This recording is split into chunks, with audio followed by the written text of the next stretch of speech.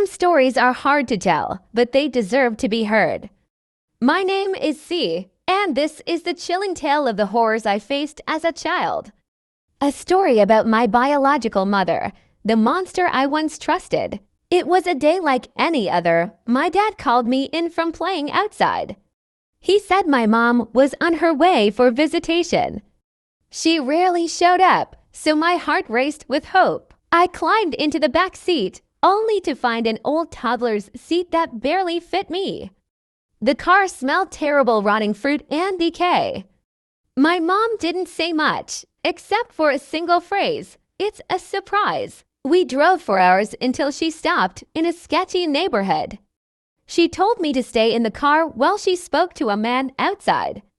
The car smelled worse than ever, and I felt trapped. I asked if I could call my dad, but she snapped, yanking my smartwatch and throwing it into the glove compartment.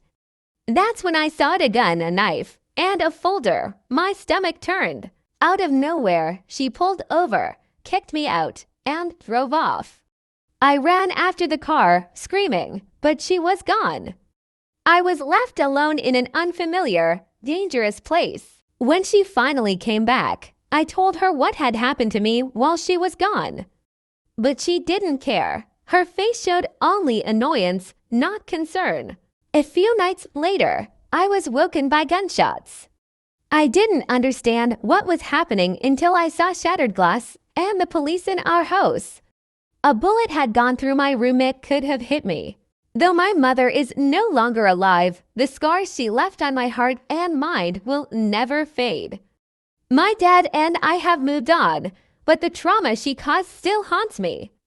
This is my story, a reminder that monsters are sometimes closer than we think. Some scars never heal, but sharing our stories helps us find strength. If you've faced your own monsters, know that you're not alone.